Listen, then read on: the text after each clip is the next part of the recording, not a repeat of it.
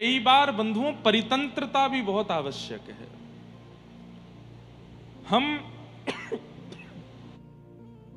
हम लोग बिगड़ ही इसलिए जाते हैं क्योंकि बहुत स्वतंत्र हैं। हमारे शास्त्रों ने, वेदों ने नियम बना करके वेद के परितंत्र रहने की आज्ञा दी है, और परितंत्र रहकर के, स्वतंत्र रहकर के व्यक्ति सुखी रह सकता है, पर परितंत्र रहकर के व्यक्ति आनंद में रहता है। अगर अर्जुन स्वतंत्र होता महाभारत में तो हार जाता, पर कृष्ण के परितंत्र है। अच्छा, परितंत्र किसके रहना है यह भी चयन करना बहुत आवश्यक है। हम किसके परितंत्र रहते हैं? अधर्म के परितंत्र नहीं रहना है, अधर्मी के परितंत्र नहीं रहना। सब लोग ध्यान से सुनिए, वेद के परितंत्र, कृष्ण के परितंत्र, भागवत के परितंत्र, हरिजनों के परितंत्र, वेदज्ञों के परितंत्र रहना है तो आनंद मिलेगा। पूरे विश्व में हम लोग उत्सव मनाते हैं, पर दत्तधाम का माहौल ही कुछ और हो जाता है। और जबकि वहां इतनी स्वतंत्रता नहीं है, वहां इतनी, अब तो वहां हमने इस बार और नियम था कि कोई भी फोन नहीं चलाएगा, कोई भी वहां के अंतरंग वीडियोस नहीं बनाएगा। वहां पर क्या गतिविधि होती है फिर भी लोगों ने बना के डाले, लेकिन बहुत परितंत्र है। पर वहां सुख नहीं था, आनंद था। अंतिम दिन जब वहां से आ रहे थे ना, तो गोदावरी जी के जल में खारापन आ गया था। क्यों? इतने आंसू बहे थे लोगों के जो वहां से आ रहे थे, इतने भावुक हो रहे थे लोग। घर में 10-10 बजे तक सो के नहीं उठने वाले बच्चे भी वहां 4 बजे उठ के भाग रहे थे, गोदावरी जी में गोते लगा रहे थे। बिना मैदे की वस्तु खाए भी नहीं, बिना रहने वाले लोग, पिज्जा पास्ता में ही पूरा जीवन व्यतीत करने वाले शुद्ध सात्विक प्रसाद पा रहे थे। और सबसे बड़ी बात, बिना एसी के रह नहीं सकते।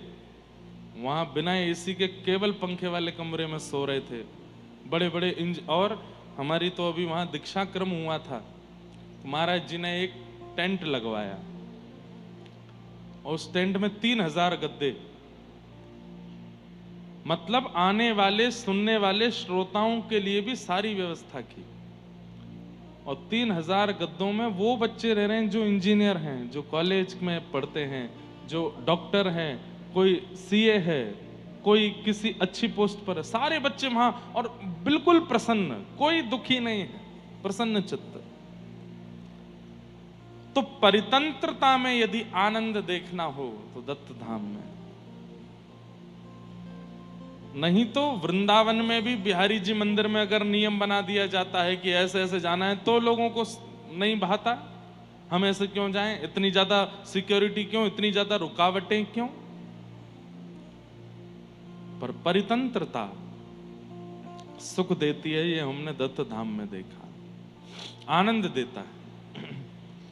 और 4 बजे उठते थे तो इसका मतलब ये नहीं 8 बजे सोते थे। रात्रि के कार्यक्रम अभंगवारी होती थी, 1-1, 2-2 बज जाते थे। कई बार तो बस लेटने जाते थे कमरे में, लेटे, उठे, स्नान और जप में बैठे।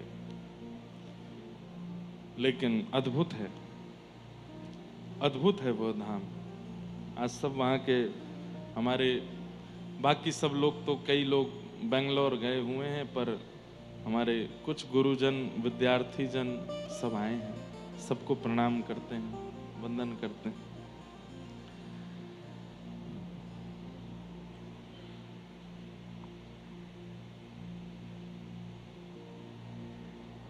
आज कई सारे भाव आए हैं, पर कुछ विशेषों के हम बात कर लें। किसी ने कहा है महाराज जी हरि कृपा गुरु कृपा, एक पद सुना दीजिए। अब पद सुनाने को तो कहा, पर पद का नाम गलत लिखा है। क्या कह रहे हैं? गोविंद गीत, जबकि है गीत गोविंद। बोलो गोविंद गीत सुना दीजिए। तो पहले भैया उच्चारण उचित करो। जयदेव महाप्रभु के द्वारा कृत गीत गोविंद अष्टपदियों की श्रृंखला है, और उसमें एक पद नहीं है, अनेक पद है। ये देखो, ये गीत गोविंद के सारे पदों की किताब है, इसमें बहुत सारे पद हैं। इसका केवल एक ही पद गाते हैं, एक पद और गाते हैं हम। धीर समीरे यमुना तीरे बसती बने बनमाली। बहुत सुंदर है। अभी जगन्नाथपुरी में कथा है, 27, 28, 29, 30 जून, 20 से 26 तक कटक में कथा है। उड़ीसा में ही एक पुरी के पास में स्थान है कटक। और फिर 27, 28, 29, 30 जगन्नाथ जी का जन्मोत्सव है। जगन्नाथ जी का जन्मोत्सव कब होता है? स्नान पूर्णिमा। उस दिन ठाकुर जी 108 और भी ज्यादा हो जाते हैं कलशों से जल से स्नान करते हैं। इंद्रद्युम्न राजा की तपस्या की पूर्णता पर, उसकी इच्छा पर ठाकुर जी इसी दिन प्रकट हुए। किस दिन? स्नान पूर्णिमा। स्नान पूर्णिमा के दिन बंधुओं, आप लोग आ सको तो जगन्नाथपुरी आइएगा। हम कालीराम साईं जी को भी बुलाएंगे कि वो भी आवें। इस बार जगन्नाथ जी का एक साथ दर्शन करें उनके मंगलमय प्राकट्य दिवस पर। और जो नहीं आ सकते हो उस दिन बंधुओं, घर पर सुंदर ठाकुर जी का जलाभिषेक करो। दूध नहीं, घी नहीं, दही नहीं, पंचामृत नहीं, उस दिन केवल जल से अभिषेक होगा। कैसे करना चाहिए थोड़ी बहुत विधि हम बता देते हैं। मटके में सुंदर जल रखो, हो सके तो दिव्य नदियों का जल हो, यमुना जी का हो तो बहुत अच्छा है। यमुना जी का जल, हमारे लाल जी के लिए यमुना जी का जल आता है। कटा पत्थर एक स्थान है उत्तराखंड में, जहां श्री यमुना जी पहली बार पृथ्वी पर आती हैं हिमालय से। इतना शुद्ध सात्विक कांच जैसा जल है वहां पर। वहीं से जल पहुंचेगा जगन्नाथपुरी, तो वहीं से आता हर वर्ष। रात्रि में उस जल को मटके में रखो, जल में बढ़िया इलायची पीस करके और छान करके बहुत बारीक बारीक उसके दाने जल में पधराओ। खूब शुद्ध बढ़िया वाली केसर जल में पधराओ। एक कपूर जैसी एक सामग्री आती है, उसको खाया जाता है, उसको कहते हैं ब्रास। वो मिल जाए तो परचूने की दुकान पे मिलता है, थोड़ा सा ब्रास ले आओ, बहुत थोड़ा सा पीस करके वो भी उस जल में डाल दो। उसके बाद चंदन घिस करके, खूब सारा चंदन घिस करके भी उसमें डाल दो। फिर गुलाब की पत्तियां, मोगरे के पुष्प, ये मोगरा तो नहीं है, मोगरा यहीं कहीं, हाँ भागवत जी पर धारण है, मोगरा का पुष्प श्वेत, वो डाल दो। कुछ भी आर्टिफिशियल सामान नहीं, इत्र वगैरह कुछ नहीं डालना है उसमें। तो क्या क्या डालना है? इलायची डालो, केसर डालो और ब्रास डालो, चंदन घिस करके डालो, मोगरे का पुष्प और गुलाब का पुष्प। ये भर करके खूब 2-4 मटकों में भर करके मटके को ऊपर सुंदर मलमल के वस्त्र, श्वेत वस्त्र से ढक दो। उसके बाद उन मटकों का श्रृंगार करो। क्यों? श्री यमुना जी के भाव से। ये यमुना जी, और जहां आपके ठाकुर जी विराजते हैं वहीं उन मटकों को ठाकुर जी के पास विराजमान करो। रात्रि में ठाकुर जी और श्री जी यानी कि यमुना जी का रास विहार होगा। रास विहार होता है, या तो कूलर, बढ़िया ठंडा कूलर हो, या तो एसी हो, चालू रखिएगा पास में। ये जो स्नान पूर्णिमा आती है 9 तपा के दिनों में आती है, सबसे भयंकर गर्मी होती है 9 दिन की, उन्हीं के बीच में स्नान पूर्णिमा होती है। रात्रि भर वो जल इतना ठंडा हो जाएगा, इतना ठंडा हो जाएगा, सुबह सुबह महाराज वो पूरा जो कक्ष है वो महक से गमक उठेगा। उसकी महक नहीं जाएगी कम से कम 10 दिनों तक, केसर की, इलायची की, इतना अच्छा लगेगा, ऐसा लगेगा ठाकुर जी बैठे हैं प्रत्यक्ष। फिर उसके बाद सुंदर पात्र लो, पात्र लेकर के ठाकुर जी को केवल एक कौपीन, एक लंगोटी पहनाओ और कुछ नहीं, और बढ़िया धीमे धीमे उस जल से स्नान कराते रहो। पद गाओ, स्तुतियां गाओ और खूब देर तक ठाकुर जी को नहवाते रहो। सामने एक फुब्बारा चला दो, छोटा सा फुब्बारा आर्टिफिशियल मंगा लो, उसमें भी थोड़ी इत्र आदि डाल करके वो फुब्बारा चलता रहे। पीछे खस की टाट लगा दो और उस टाट को भी गीला कर दो, उसमें भी खस, मतलब ठंड ही ठंड, इतनी मतलब जाड़ा लग जाए ठाकुर जी को, ऐसी शीतलता रखो।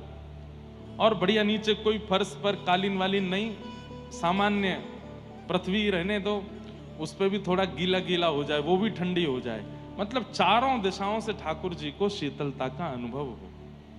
और उसके बाद बढ़िया ठाकुर जी का अभिषेक करो। अभिषेक करने के बाद ठाकुर जी चकाचक हो जाएंगे।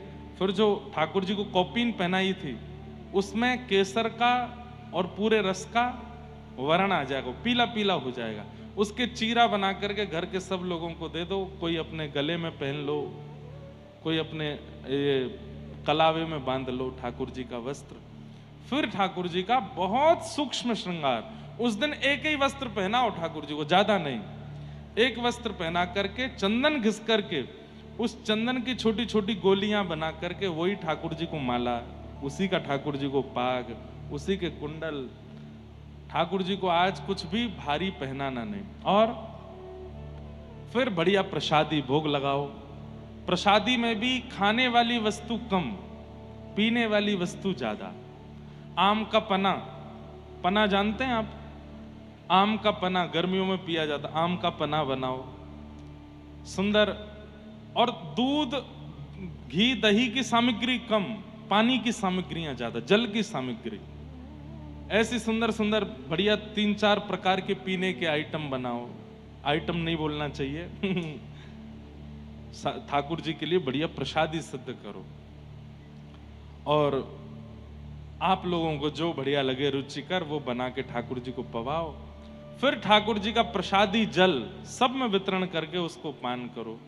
वो जल ऐसा होना चाहिए जो पान किया जा सके, ठाकुर जी को अर्पित किया जा सके। ऐसे करके स्नान पूर्णिमा अपने घर पर मनाइए। और उस दिन जरूर गाइएगा क्या? जगन्नाथ चकानैन नीलाचल वारे, तू न संभाले तो कौन संभाले हो, तू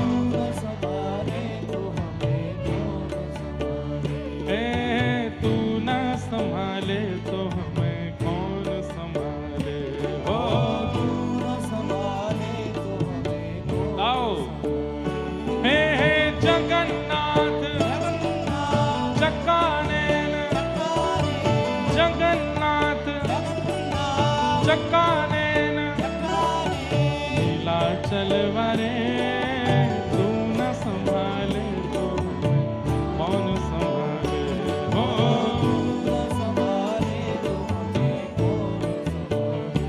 हे मेरी ये नैया है अब तो तेरे हवाले,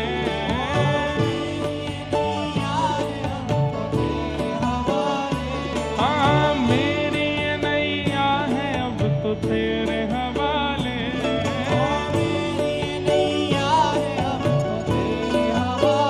तो हमें तू न संभाले तो हमें कौन संभाले,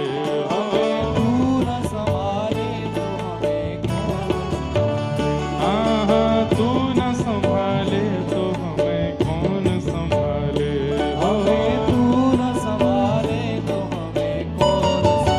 मेरे प्रभु जगन्नाथ चकानैन, जगन्नाथ चकानैन नीलाचल वारे, तू न संभाले तो हमें कौन संभाले हो,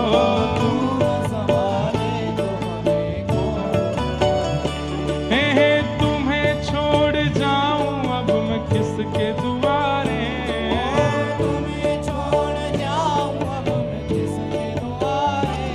हे तुम्हें छोड़ जाऊं अब मैं किसके दुआरे,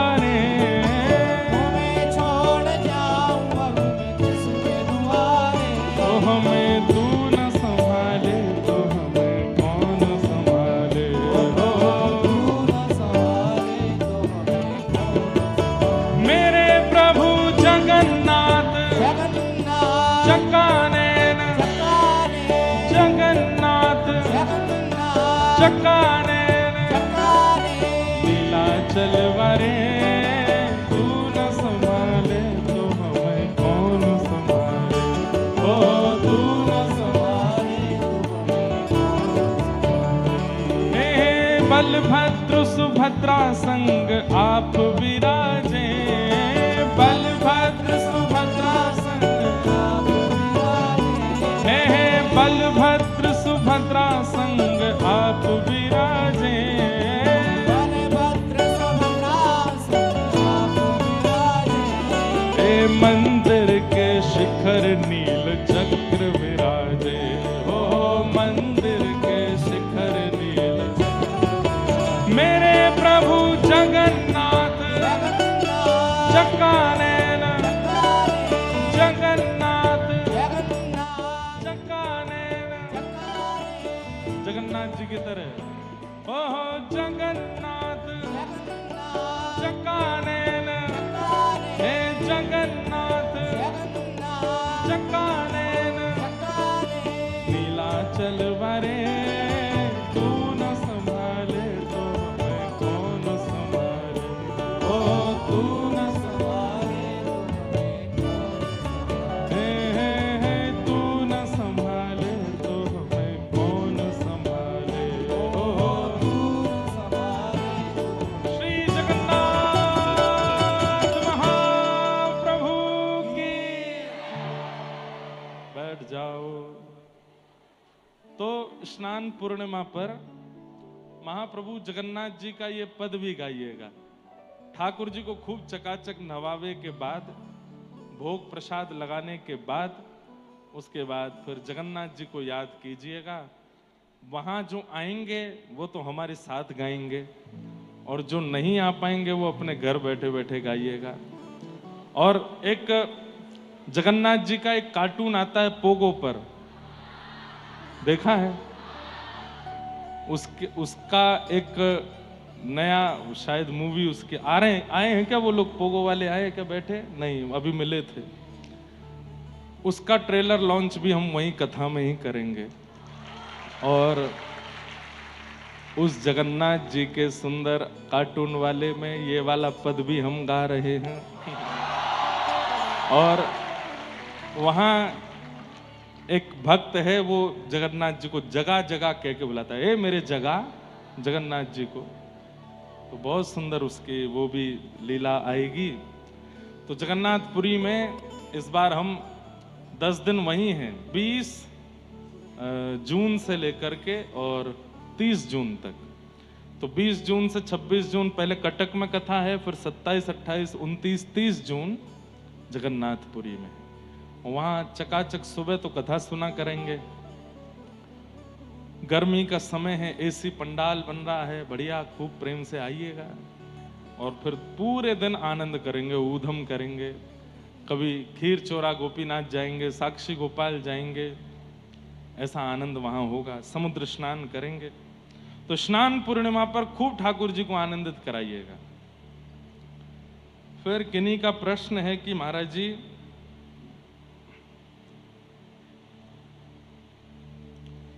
महाराज जी सच्ची शरणागति और केवल मजबूरी में भगवान को याद करने में क्या अंतर है? कितना बड़ा अंतर है।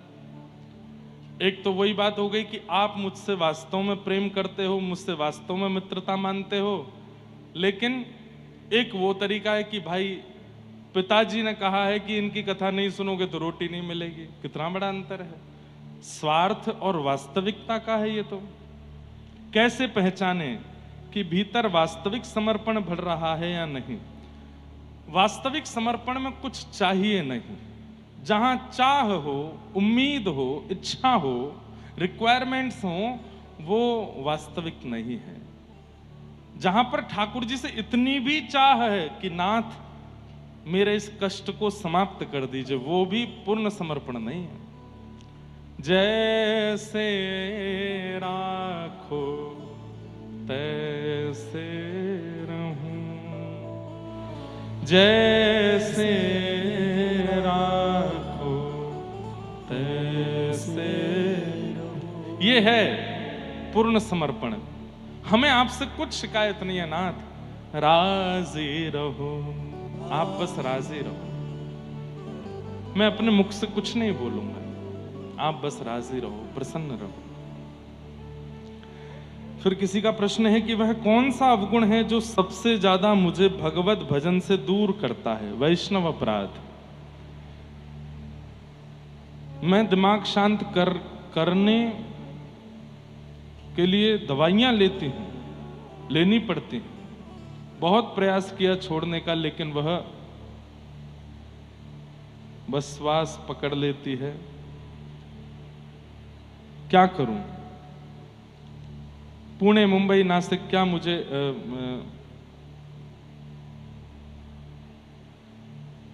नाम जप करते समय नींद? अरे भगवान, एक ही पर्ची में 5-6 प्रश्न हैं। पहला प्रश्न है कि वह कौन सा अवगुण है जो सबसे ज्यादा भगवत भजन से दूर करता है? मैं दिमाग शांत करने की दवाइयां लेनी पड़ती है। बहुत प्रयास किया छोड़ने का, लेकिन वह बारंबार पकड़ लेती है। क्या करूं? जॉब कहां करूं? पुणे, मुंबई, नासिक। क्या मुझे विवाह करना चाहिए? नाम जप करते समय नींद क्यों आती है? कलयुग में भक्ति से बहन जी कथा सुनो, सत्संग करो पहले। अभी तो बहुत इतनी भयंकर असमंजस इतनी छोटी सी पर्ची में है, मिल जाओगी तो क्या करोगी? कठिन समय में मन को शांत कैसे करें? हम कथा में 3 दिन से क्या बता रहे हैं? यही सब तो बता रहे हैं। कठिन समय में मन शांत नहीं होता है, भजन से मन शांत होता है, सत्संग से मन शांत होता है, ज्ञान से मन शांत होता है, भक्ति से मन शांत होता है।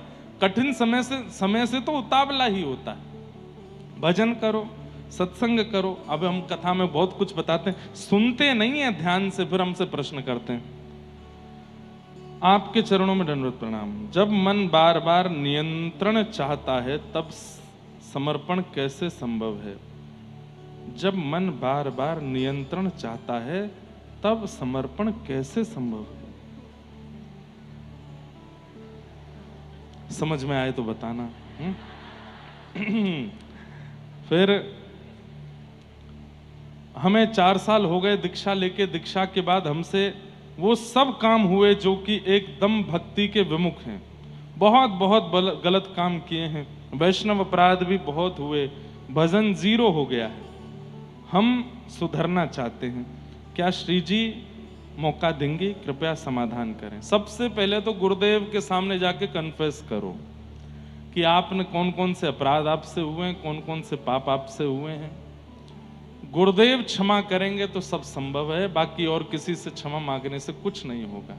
और एक बात हम बता दें बंधुओं, गुरु दीक्षा लेने के बाद आपको बहुत सावधानी रखनी चाहिए। क्यों? आप जो कुछ भी करते हैं उस सब का दंड गुरु जी को भी मिलता है। अगर किसी गुरुदेव को जोर से छींक आ रही है तो समझ जाओ कि किसी शिष्य ने कुछ गड़बड़ की है। इसलिए भैया कम से कम अपने जीवन तक ही साथ रखिए, गुरुदेव को जावे ऐसी क्रियाएं नहीं करनी चाहिए। अभी दत्त धाम में हमने 4-5 लोगों की दीक्षा विश्राम दे दी। हमने कहा तुम गुरु मानो पर हम आपको शिष्य नहीं मानते। क्यों? बार बार समझाने के बाद भी वो अपने गलत आचरण नहीं छोड़ रहे थे। इसलिए हमने कहा भैया देखो, हम 1 बार 2 बार 3 बार 4 बार समझा सकते हैं। अब तुमको यहाँ भी बुला करके समझा रहे हैं, फिर भी तुम नहीं मान रहे हो, तो फिर अपने मन माने आचरण करने हैं तो आप करो, हम आज से आपकी जिम्मेवारी नहीं लेते। तो इसलिए गुरुदेव से ही क्षमा मांगिए जा करके, और सब बता के, एक भी चीज रह ना जाए, सब बता देना। उसके बाद गुरु क्षमा करें तो कुछ बात बन सकती है, नहीं तो नहीं। मैं खुद में उलझ गया हूं। जैसे मेरे भीतर 2 व्यक्ति हैं, एक जो भगवत प्राप्ति चाहता है, दूसरा उसका विपरीत जो संसार का मोह दोष लोभ में पड़ा हुआ है। उपाय बताइए।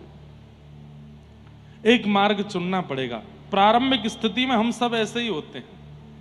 एक तरफ तो मन कहता है कि ठाकुर जी के पास चलना है, एक तरफ मन कहता है अभी तो ये भी भोगना है, अभी तो ये भी करना है, अभी तो ये भी देखना है, इसको भी पाना है, इसको भी भोगना। ये सारी मन में स्थितियां बनी रहती हैं। एक ठौर अपना लीजिए, मन पर पत्थर रख करके या तो पूर्ण रूपेण संसार की ओर ही भाग जाओ, या फिर उसको पूर्ण रूपेण त्याग करके ठाकुर जी की ओर आ जाओ। दो नाव पर पैर रखोगे, बहुत बुरी तरह डूब जाओगे, गिरोगे, बच नहीं पाओगे, संभल नहीं पाओगे। इसका एक उपाय आपको करना पड़ेगा कि कोई एक कथा, सप्ताह कथा नियमित रूप से व्रत करके पूरी 7 दिन सुनो। उसके बाद अपने मन से पूछिए क्या चाहिए। अगर चाहिए ठाकुर जी तो पूर्ण रूपेण उन विषय वासनाओं को तिलांजलि दे दीजिए कि देखो हम भी गृहस्थी हैं, हम भी परिवार में रहते हैं, हम भी आप लोगों की तरह ही हैं, पर बात ऐसी है कि विषय को हावी मत होने दो यहां पर, उसके बिना हम रह नहीं सकते, ये मत करो। जो आवश्यक है वो तो करना ही है, पर उसी में ही रमे हैं, उसी का ही, उसके बिना रह ही नहीं पा रहे हैं, ऐसे नहीं होता है। एक मार्ग चुनिए और उसको पकड़ लीजिए।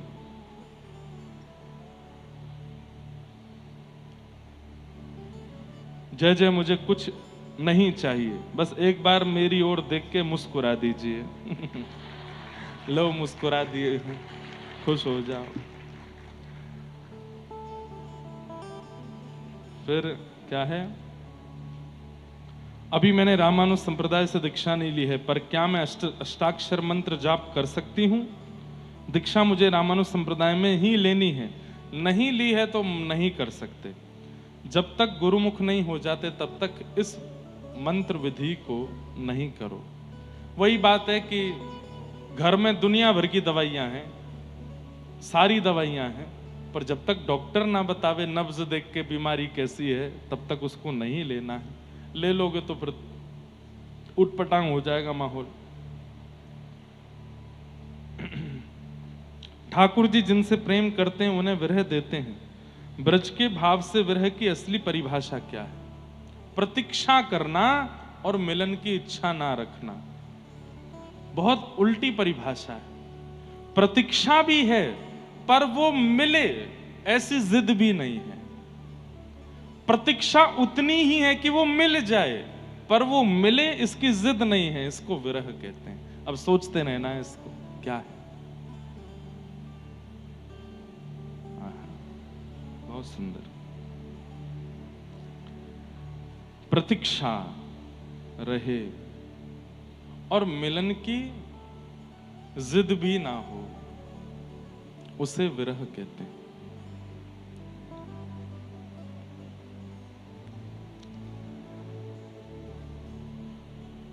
बस ये सब भाव हैं, सबको प्रणाम करते हैं।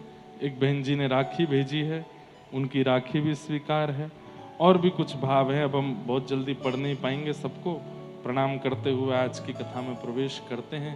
बोलो वृंदावन बिहारी लाल की जय।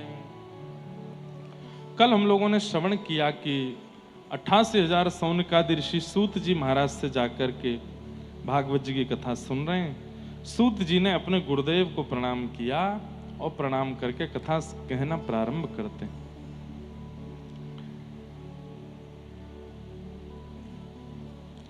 सबसे पहले सूत जी ने गुरु को वंदन किया और गुरु वंदन करते हुए वे कहते हैं, मुनय साधु पृष्ठोयम भवद्भिलोक मंगलम यत्कतः कृष्ण संप्रश्नो ये नात्मा सुप्रसिद्धति। दब रही है थोड़ा। हे साधु पुरुषों, आप लोगों ने जो प्रश्न किया है वो बहुत उचित है। क्यों? क्योंकि आपके प्रश्न से कृष्ण लीला का प्राकट्य होगा। यहां पर एक बात स्पष्ट करते हुए सूत जी कहते हैं कि प्रश्न सदा ऐसे करो जिन प्रश्नों से भगवत चर्चा प्रारंभ हो, भगवत लीला प्रारंभ हो। भगवत लीला, भगवत चर्चा का प्राकट्य जिस प्रश्न में ना होता हो, ऐसा प्रश्न सामाजिक रूप से नहीं करना चाहिए। एकांतिक रूप में कर लो, एकांतिक भाव में कर लो। लेकिन जब समाज में पूरी संगत बैठी हो तो ऐसा प्रश्न करना चाहिए जिस प्रश्न से महाराज जी या प्रश्न का उत्तर देने वाले वो कोई लीला सुनावे, वो कोई भाव सुनावे। जैसे अनेक प्रश्न अभी देखे, उन प्रश्नों को देख करके एक चिंतन, एक भक्त की लीला हमको याद आई। एक कृष्णदास नाम के बहुत भक्त हुए हमारे व्रज में। एक सिद्ध श्री कृष्णदास थे, सिद्ध कृष्णदास। सिद्ध कृष्णदास बाबा ये बहुत कम अवस्था में 14-15 वर्ष की अवस्था में वृंदावन आ गए, और वृंदावन आकर के इन्होंने संत महात्मा साधुओं से बस थोड़ी नाम दीक्षा ले ली और यमुना जी के तट पर बैठ करके भजन करने लगे। लेकिन इनका मन नहीं लगा। क्यों? दर्शन करने की बड़ी इच्छा होती थी, और उस समय वृंदावन में गोविंद देव जी प्रकट हुए थे, पर मुगलों के आक्रमण के कारण गोविंद देव जी जयपुर चले गए थे। बहुत ध्यान से सुनना। तो श्री सिद्ध कृष्णदास बाबा 15-16 वर्ष की अवस्था में इन्होंने कहा गोविंद देव जी नहीं है यहाँ पर, मैं क्या करूं? तो ये भी जयपुर चले गए, और जयपुर जाकर के वहीं गोविंद देव जी के मंदिर में जाके पुजारी जी से कहा मुझे कुछ सेवा दे दो, मैं बस दर्शन करूंगा, भजन करूंगा, सेवा करूंगा। ऐसे ही पूरा जीवन व्यतीत करना है। 15 साल का बालक। तो पुजारी जी ने इनको एक सेवा दे दी। मंदिर में ये सेवा करते, दर्शन करते, प्रसाद पाते और भजन करते। बस यही इनका काम। बहुत ध्यान से सुनिएगा बंधु। 15 वर्ष 16 वर्ष की अवस्था में गोविंद देव जी मंदिर गए, केवल प्रसाद, दर्शन और भजन यही करते, कहीं बाहर भी नहीं जाते मंदिर से। 10 वर्ष हो गए। जब इनकी अवस्था हुई 26 वर्ष की, तो 26 वर्ष की अवस्था में धीरे धीरे इनको क्रोध आने लगा, और शास्त्राज्ञा करते हैं कि क्रोध प्रकट रूप है किसका? काम का। यदि किसी व्यक्ति को भयंकर क्रोध आ रहा है तो इसका मतलब है कि उसके अंदर काम भी है।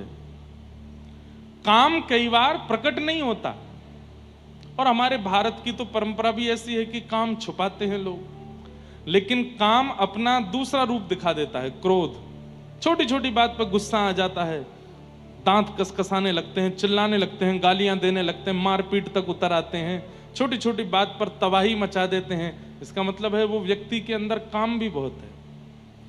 तो जब इनके अंदर क्रोध प्रकट होने लगा, अब मंदिर में दर्शनार्थी आते, उनसे लड़ लेते, कभी चिल्ला देते, कभी गुस्सा करते। फिर ये अपने आप सोचते मुझे इतना क्रोध क्यों आ रहा है। एक रात्रि तो ऐसा हुआ कि इनको काम का अनुभव भी हो गया। दूसरे दिन सुबह उठकर के इतनी चिंता में पड़ गए कि मैं पिछले 10 वर्ष से गोविंद देव जी की शीत प्रसादी पाता हूं, एकादशी व्रत करता हूं, केवल दर्शन करता हूं, मंदिर में सेवा करता हूं, फिर मुझ में काम और क्रोध क्यों प्रकट हो रहे हैं। बहुत ध्यान से सुनने वाली बात है। मैंने एक दिन भी किसी व्यक्ति के हाथ का कुछ नहीं पाया, बाहर कभी मैं गया नहीं, किसी को नजर उठा के देखता नहीं, गोविंद देव जी का प्रसाद पाता हूं, भजन करता हूं, दर्शन करता हूं, फिर मुझ में काम क्यों आ रहा है, क्रोध क्यों आ रहा है। तब इन्होंने कई महापुरुषों से पूछा, लेकिन कोई भी उत्तर नहीं दे पाया। तब इनको एक विद्वान ने कहा कि आप कामवन जाओ, और वहां जय कृष्णदास बाबा विराजते हैं, उनसे जाके इसका समाधान पूछो। व्रजमंडल के राजस्थान क्षेत्र में कामवन वे आए, और वहां आकर के बाबा को अपनी स्थिति बताई कि बाबा 10 साल से गोविंद देव जी की प्रसादी पा रहा हूं, गोविंद देव जी के चरणों में रहता हूं, मंदिर का मार्जन करता हूं, एक बार भी बाहर नहीं जाता कुछ, फिर मेरे अंदर काम क्रोध क्यों आया, मुझे बताइए। तो बाबा हंसकर के कितना सुंदर उत्तर देते हैं। बोले गोविंद देव जी के चरणों में केवल 10 वर्ष निकाले हैं, पर काम वासना में तो अनेक जन्म निकाले हैं। इससे पूर्व जन्म में तुम क्या थे तुम्हें नहीं पता, लेकिन जो भी थे उसमें काम वासना होती ही है। आहार निद्रा भय मैथुनम च, ये आहार भोजन, निद्रा नींद, भय डर, और मैथुन यानी कि वही सब विषय भोग, ये सबके जीवन में होता है। चाहे वो चींटी हो, चाहे वो पक्षी हो, चाहे वो जानवर हो, चाहे वो मछली हो, चाहे वो 84 लाख योनियों की सब योनियों में, वही सब 4 चीज मानवों में भी हैं, लेकिन मानवों में एक चीज एक्स्ट्रा है जो उनके पास नहीं है। क्या? भगवत भजन करने की सामर्थ्य, भगवत प्राप्त करने की सामर्थ्य। आहार हम भी पाते हैं, वे भी पाते हैं, निद्रा हमें भी आती है, उनको भी आती है, भय हमको भी लगता है, उनको भी लगता है, परिवार का वर्धन हम भी करते हैं, वो भी करते हैं, लेकिन वो भगवत प्राप्ति नहीं कर सकते, हम कर सकते हैं। केवल एक चीज हमको जानवरों से अलग बनाती है, क्या? कि हम सत्संग कर सकते हैं। तो जय कृष्ण दास बाबा ने सिद्ध कृष्ण दास बाबा को समझाया कि 10 वर्ष गोविंद देव जी की शरण में हुए हैं, पर अनेकों पूर्व जन्म तो काम क्रोध में निकले हैं ना, वो काम कैसे चला जाएगा इतने आसानी से? तब उदाहरण के रूप में उन्होंने एक बात कही कि कोई हरे भरे वृक्ष के पेड़ को काट करके और उसको पानी में डाल दिया जाए और फिर उसके बाद चूल्हे में लगा दिया जाए, आग लगेगी? नहीं लग सकती। एक तो हरा भरा वृक्ष, ऊपर से पानी में धर दिया गया तो गीला हो गया, अब उसमें अग्नि कैसे आ सकती है? लेकिन उसी वृक्ष को सुखा दिया जाए, पानी का स्पर्श ना होना दिया जाए और उसके बाद चूल्हे में लगाया जाए तो अग्नि पकड़ लेती है। ठीक वैसे ही हम जैसे ही भक्ति में प्रवेश होते हैं उस समय गीले वृक्ष के समान हैं। कितनी भी भक्ति की लौ जलाई जाए, जलने वाले नहीं है हम।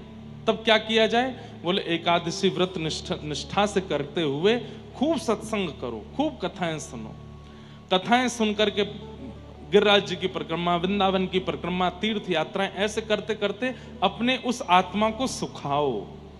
उसके अंदर जितने भी वो तरल पदार्थ हैं उनको सुखाइए। सत्संग करते करते करते करते एक दिन आएगा वो सूख जाएगा और उसके बाद भक्ति की लौ जब लगाई जाएगी तो वो प्रज्वलित हो जाएगा। तो बाबा गोविंद देव जी के चरणों में तुम चले तो गए, पर अभी तुमने अंतस्थ की वासनाओं को सुखाया नहीं है। बोले कैसे सुखाऊं? बोले खूब सत्संग करो, खूब कथाएं सुना करो, महापुरुषों की वाणी सुना करो, और केवल सुनना नहीं, सुनते ही पालन किया करो। ये बालक जो उठ उठ के जा रहे हैं, इनसे हमारी प्रार्थना अब पीछे ही बैठना आओ तो, क्योंकि सबको कथा सुनने में विक्षेप होता है और अब कोई उठना नहीं, जो उठेगा उसको बगल वाले की कसम है।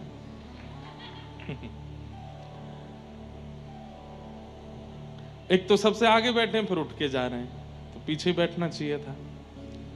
क्या बता रहा था मैं? क्या बता रहा था? कहां था? हाँ, सत्संग करके तन को सुखाओ।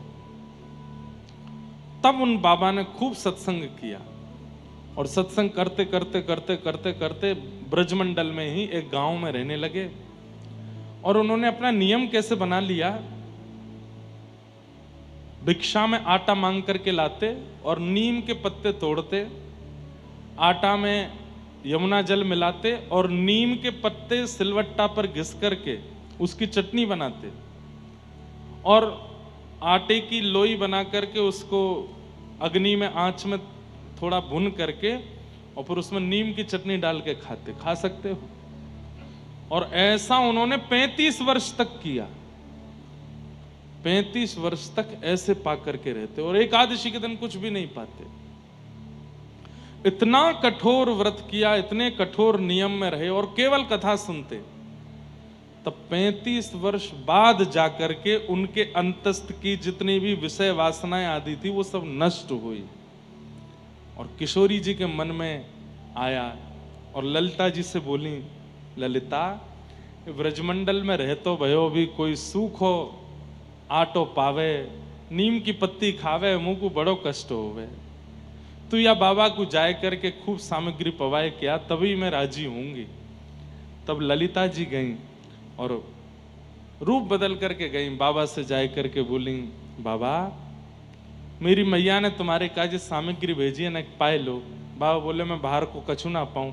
तो फिर उन्होंने कहा मैं श्री जी को भोग लगाए के लाई हूं। ये सुनते ही तो बाबा प्रसन्न हो गए। बाबा की नेत्रों की ज्योति जा चुकी थी इतने कठोर व्रत करने से। ललिता जी बोली, बाबा तुम्हें दिखे ना है? बोले ना। बोले मैं अपने घर में काजल बनाऊं, लगा दूं आंखन में? बोले लगाए दो। जैसी आंखन में लगाई, बोले खोलो, खोल करके देखा तो आपको स्पष्ट दिखने लगा, लेकिन ललिता जी अंतर ध्यान हो गई। तब आप बहुत रोए, समझ गए कि किशोरी जी कृपा कर रही हैं, पर आ क्यों नहीं रही हैं सामने। तब कालांतर में आगे फिर लंबा चरित्र है उनका, फिर यही गोवर्धन में मानसी गंगा में रहे, और फिर वहां जाकर के समय आने पर इनको किशोरी जी का अनुभव हुआ। सोचो, इन कथाओं को सुनकर के मुझे कभी कभी लगता है कि हमें मिलेंगे श्री जी, हमें मिलेंगे ठाकुर जी, हम पर कृपा करेंगे कभी ठाकुर जी। हमारे अंदर तो सब है। भजन करके नष्ट करना भी हो तो भजन भी कौन सा हम अच्छे से करते हैं, नाम जप भी कौन सा अच्छे से करते हैं। मैंने खुद पे अनुभव किया। अभी हम दत्त धाम में थे, महाराज जी ने नियम दिया 5000 मंत्र रोज करने हैं। करता था तो करते करते कभी कभी झपकी आ जाती, तो फिर अपने आप को उठाते, आंखों पे पानी डालता, फिर करता। झपकी क्यों आ रही है? क्योंकि अभी मिलन की उतनी उत्कंठा नहीं है, इसलिए झपकी आ रही है। मन में खुद पे विचार होता था। फिर करते करते करते करते कभी कभी माला हाथ से छूट जाती थी, तो नियम तो ऐसा है कि हाथ से माला छूट जाए तो फिर दोबारा से शुरू करो। पर हम इतने चतुर, मैं अपनी ही बात बता रहा हूं, किसी और की नहीं। हम नीचे से यूं करते, वहीं से जहां यहीं से पकड़ लूं, पकड़ के कर लूं, अब दोबारा से शुरू से करना पड़ेगा। हमको इतना भार क्यों लग रहा है? क्योंकि अभी मिलन की उत्कंठा नहीं बढ़ी। ये खुद चिंतन में आया, और उस दिन हमने गोदावरी जी से प्रार्थना करके कहा कि ऐसे ऐसे अगर मन में भाव हैं तो मैं जप ही नहीं करूंगा। मेरे को निद्रा की इच्छा हुई क्यों, या मेरे हाथ से माला छूटी तो मैंने ऐसा क्यों नहीं सोचा कि मैं शुरू से करूं, बीच से क्यों? ये उत्कंठा क्यों नहीं आ रही? इतनी कथा गाने के बाद भी उत्कंठा नहीं आ रही, इतनी लाल जी की सेवा करने के बाद भी उत्कंठा नहीं आ रही, इतना वृंदावन में रहने के बाद, वृंदावन वृंदावन। आप लोग तो चलो 7 दिन के लिए हम आए तो राधा राधा बोल रहे हो, वृंदावन वृंदावन बोल रहे हो। हम तो, हमारा तो काम ही यही है, दिन रात कोई मिलने भी आता है तो राधे राधे बोलता है। दिन रात किशोरी जी का नाम गाते हैं, वृंदावन का नाम गाते हैं, जगह जगह कथाएं करते हैं, वृंदावन का यश गाते हैं, लाल जी की। फिर भी मन में वो उत्कंठा क्यों नहीं आ रही है?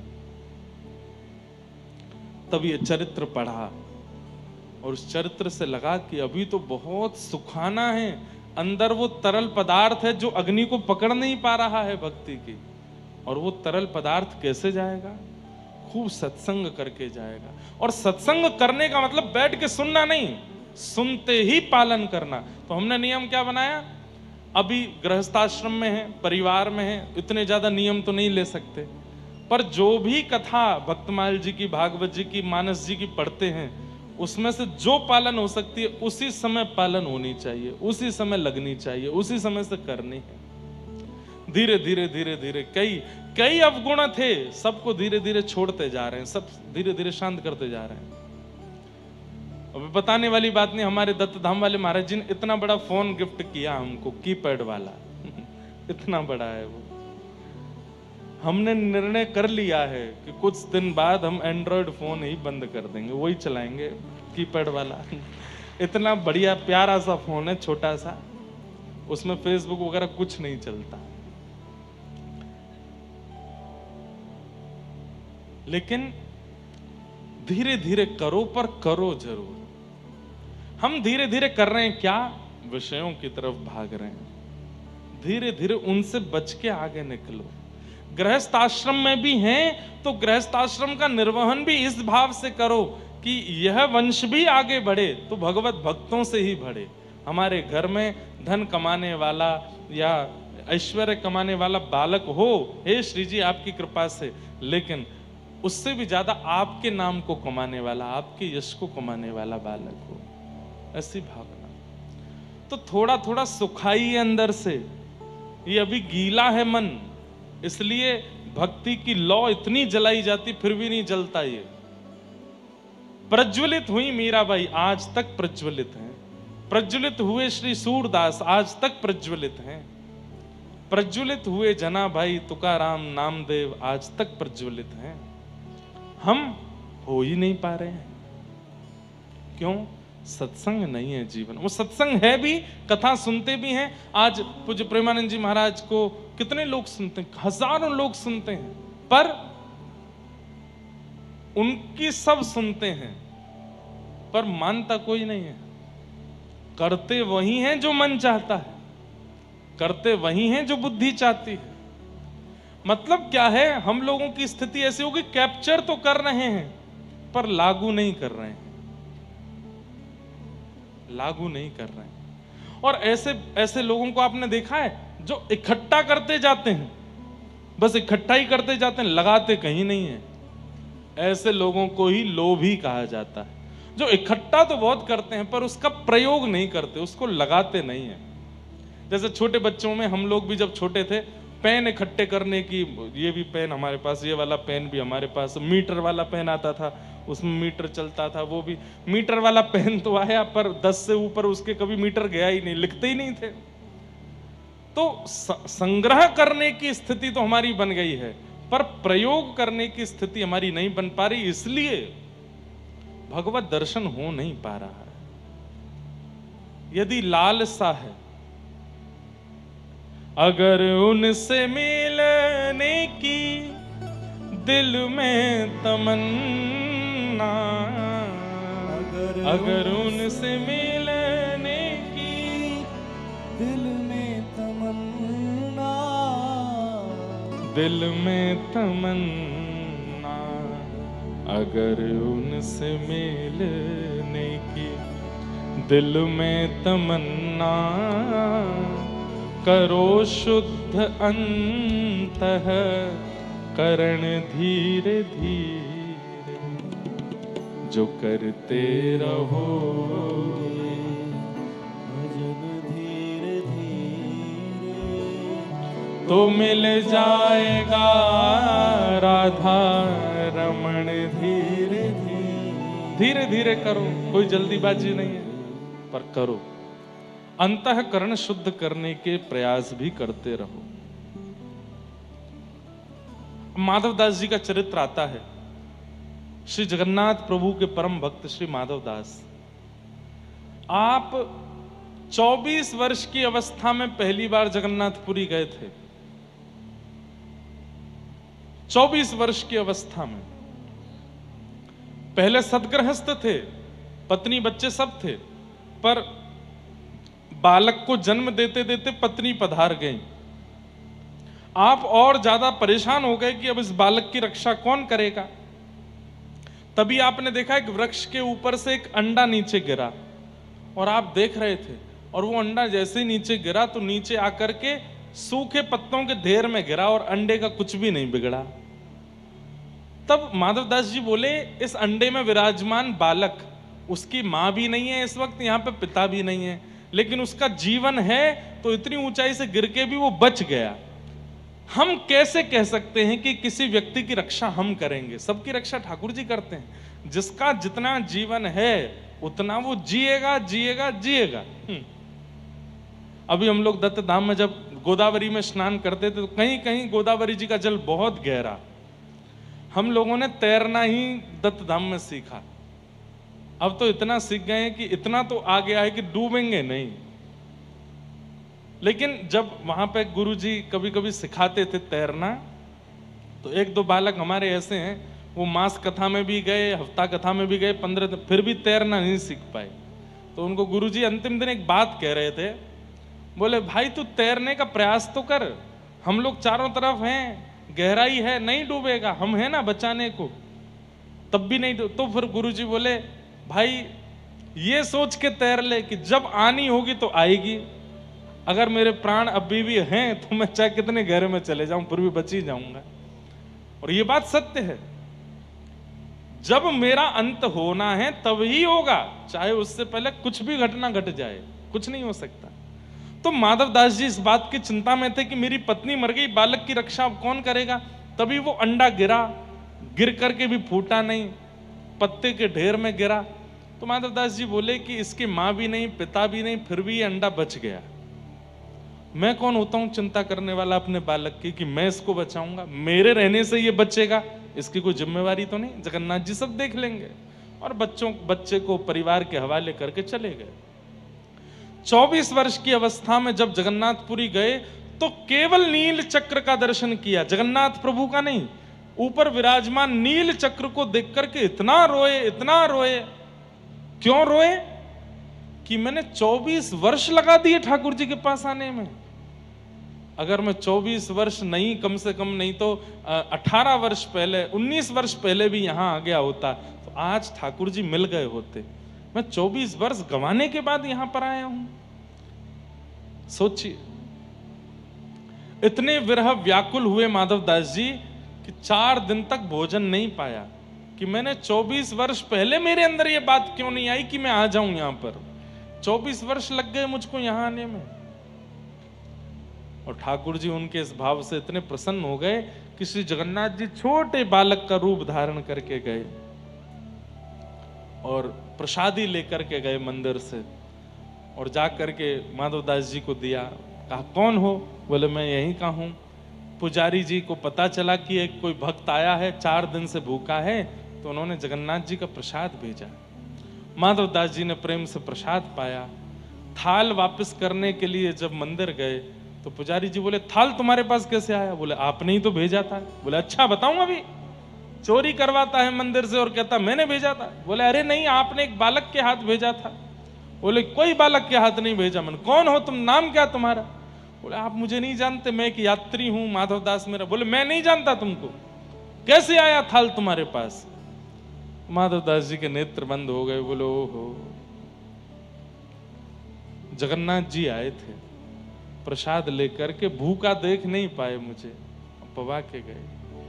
और तब से श्री माधवदास जी जगन्नाथपुरी से गए ही नहीं।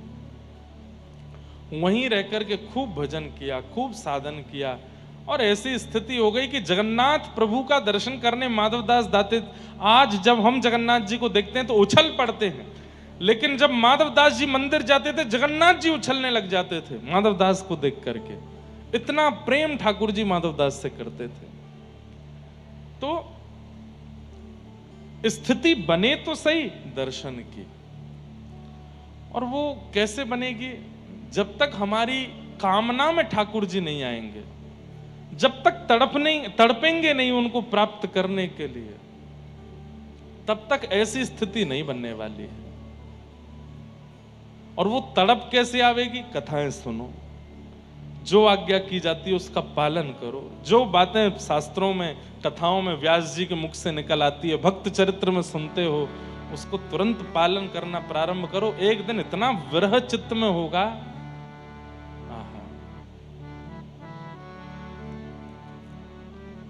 भक्तिमती मीराबाई का एक बहुत सुंदर पद है।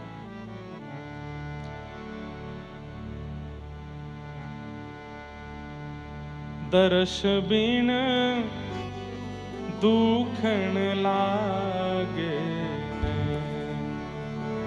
दरस बिन दुखन लागे, दरस बिन दुखन लागे, दरस बिन दुखन लागे।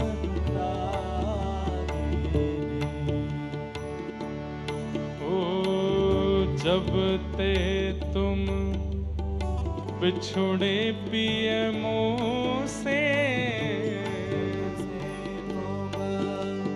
बिछुड़े पिए मुँह से, एक पल आयो नाचे,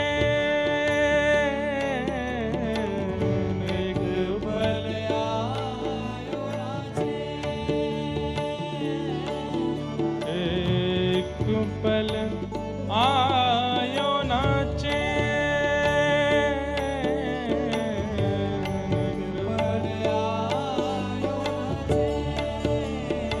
दरस बिन दुखन लागे,